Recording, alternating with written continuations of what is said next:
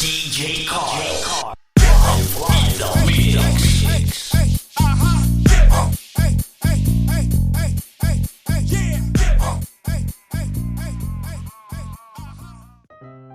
So good morning guys, I'm Clarice and Carl Vincent from this ID 2-1. So mag-discuss ko about sa Q linked list implementation. So as we have muhatag na ikog data structure sa Q gamit ang arrays. So then muhatag pud ko same nga method sa NQ o DQ front o sa display sa kaninga program. Ang nakadeferensya lang ang atong gamiton sa data structure is linked list instead of array. Then ubos ani mo demonstrate kung ani nga program which is linked list implementation sa Q in Java. So let's start. So our first line, so mag-define jud tag una sa Java class name which is ang kaning Q linked list implementation. Then ikaduha, mag-define tag main method na which is not to serve as the entry to the point sa kani nga program para makuha na to ang array mo string as argument. String. Then, so next, mag-create tag instance of the linked list Q class which is kani. Then, og para maka-assign po tag variables sa Q, then atong initialize ang data structure sa Q para magamit ta sa linked list. So mao na. So sunod ang kaning Q dot in Q is 6. Gi-add na nato ang number sa Q pinaagi sa paggamit sa NQ. Then sunod gi-add po na nato ang number 3 sa Q, same method gyapon. Then sunod ang Q.print front rear kani nga linya gipakita nato ang method na print front rear nga which is expect to print the front and rear elements kaning Q print front rear kani akong gi-highlight. Then next kini nag-add og numbers which is kaning 12 sa which is kaning Q dot NQ 12. Then next, this one same process lang gyapon ang number 24 in a Q kanang node. Then this line nag-proceed tag Q to the Q which is gi-remove na to ang first na element nga gigamitan of DQ nga method. Then in this line same gyapon kani sa kanang una. Then kaning number 9 sa Q and Q gi-input na nato ang number 9 tungod kay sa next element naman pod ta magpasulod which is sa Q. Then at the last method displaying again the front and rear element of the modified Q. And this line code nagrepresent sa usa ka linked list Q o usa ka nakapatindog sa pila ka nga gibase sa usa ka linked list data structure. Then ang code na ay duha ka klase nga which is ang front o ang rear nga mao ang nag-una og sa last nga elements og naay usab ang Q size nga variable sa pagtindog sa kadaghan sa elements. Then ang kaninga node usa ni siya ka internal nga which is linked list Q nga gigamit anong pagbuhat sa mga elements sa linked list. Then we have two attribute of data na ang represent sa pag-ihap sulod sa elements sa pila. Og ang next, these are references sa next elements. So nag-declare siya class node, it is often nagigamit as for inner class within another class. Typically represent elements in a linked list. Then sulod sa class node, there is integer which is kani. Integer variable name of data niya.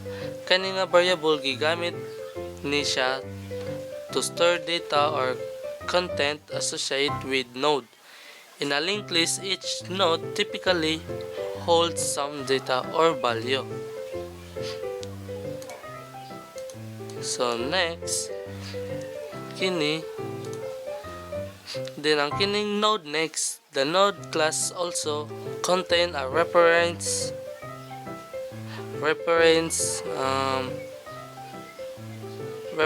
to the next node in the linked list nga nagrepresent by the next or variable. This reference is used to link one of the node sunod sa next in the sequence. Nag-form ni siya linked list. Kini next line, mag-define ni siya structure sa class name of the linked list Q. So which is kini. And then mag-initialize ni siya variable names. So next guys, this line mag-define tag constructor sa class name of the linked list Q. Constructor are special methods sa Java nga kani nga constructor sa public constructor, which means para which is ma-access from the class. So mao ni linked list, public linked list Q. Then kani naman ang front is equal to null, mag-initialize ni siya usa ka variable nga ginganlan og front is equal to null. Then ang front, it's likely na reference sa front or head of a linked list. Base Q settings to null also mo indicate sa Q nga walay sulod because kay there are no elements in it. Then kaning where is equal to null, ano siyang similar to the previous this line. Initialize a variable name as where to null, where is likely reference sa katong where of tail of the linked list. Base Q settings to the null also would indicate sa Q nga empty. Then Q size is equal to 0 is nag-initialize integer variable which is sa kaninga Q size equals to 0. After that, likely means to keep track of the number sa element currently in the queue. Settings it took 0 confirm that queue is empty when it's created. And then so kini nga part sa method of data, posible nga ba nga ang queue mo breakdown. So let's explain this line by line. This then kini po siya na-create ni og node object which seems to be a data structure used to represent sa element nga queue. Kani po siya nga nag-assign og data parameter to the data field to the new node. Ini. Then kini po siya, so kani mo ni data. Then kani po new node that next null. Mo ni siyang field of the new node to null. Then mag-indicate po ng new node is currently sa last nga node sa queue. So kani iya gi-check o wala bay sulod pinaagi sa pagsunod sa kining SMT. which is kani F is FT. So next, ari diri sa front ug rear nga new node mo na siyang ug walay sulod ang Q, it sits but the front and rear reference to the new node. Kani tungod walay may sulod ang Q, ang kaning new node is both the front and rear, so Q.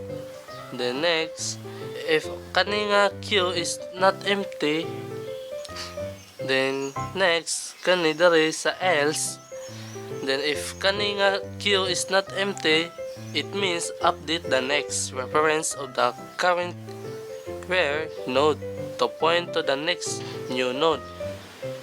Effectively, naglink siya sa new node to the end sa next nga Q nga mo-update na po sa rear reference to point to the new node. Buhat og new rear which is magtuyok ngadto sa bag-ong node, make it the new rear, so sa new rear sa Q. Then dito, then sa else di rear which is rear the next is equal to new node morning sa kaning Q size plus plus, which is kuan nag-increment ni siya variable which is kining Q size by 1. Same gyapon mo gamit gyapon tag track number para sa elements in a Q. So each time ang element is gi-add, the size of the Q increases by 1. Then after that, if kaning nga Q is not empty, it means update the next reference of the current rear. After that, mag-print tag message to the console, then mag-indicate og elements og ang value sa variable which is kaning data. Then has add man nato sa Q, it's a visual confirmation or logging statement para ma-inform ang user or mo develop sa elements has been successfully add to the queue. Then next, this line method which is kaning public and the queue, mag-define og method name which is kaning public int the queue. So on the queue, it's likely a method in a queue data structure that intended na gi-remove o return ang front elements sa queue. Then so it returns an integer value which is the DQ elements. Then this is line magamit ni nato statement which i-check if ang queue is empty. It is likely calling an SMT method or function nga nato gi-determine if naa bagyoy elements sa queue. Then so next, kani nga line sa return 1 which is kana same if in the same if block. So if the queue is ended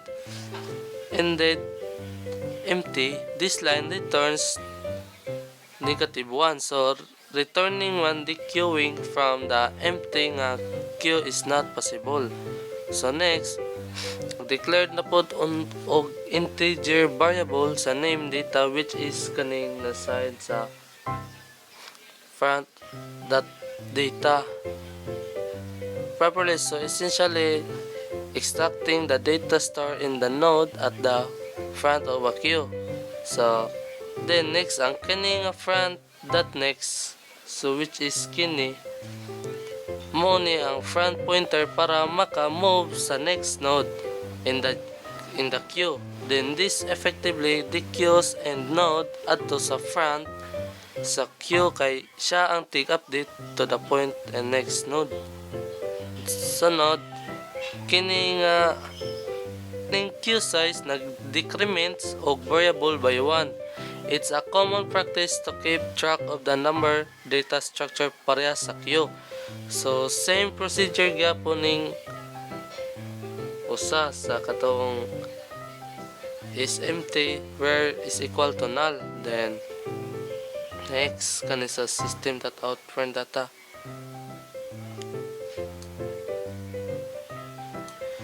Then this line mag print gyapon ta message mo indicate siya which is element nga i-remove sa queue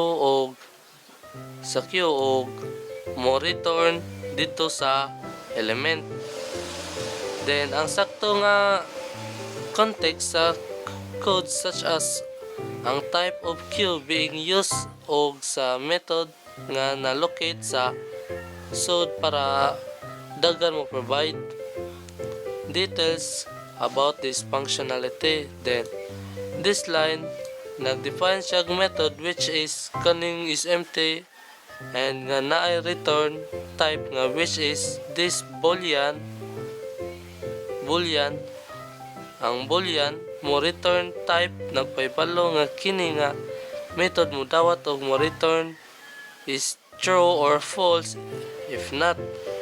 So ang specific access level is public, private, and etc.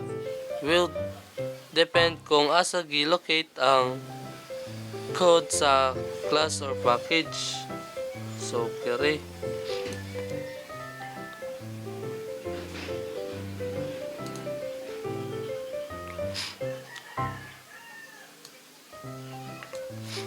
So next direta sa front print i-print to ang front rear of the queue. So public queue print front rear. So din this last method and this line nag-declare ni siya og integers variable ginganan og data and assign it is a value of the data property sa front nga node. Then nag-extract sa mga data, then gi-stored sa mga front queue. And then there is a F is empty mo siyang nagsugod og check sa statement sa queue is empty. It's likely gitawag na to ang function sa empty which is nga gi-check pud ang queue is no elements. So if the queue daw is empty, it means that front and rear should be set to null. Then so last din kaning rear null og ang queue daw ang is empty mag-determine in the previous if statement. So kaning nga line nag-set og rear pointer to null this done to gi-maintain consistency og ang last element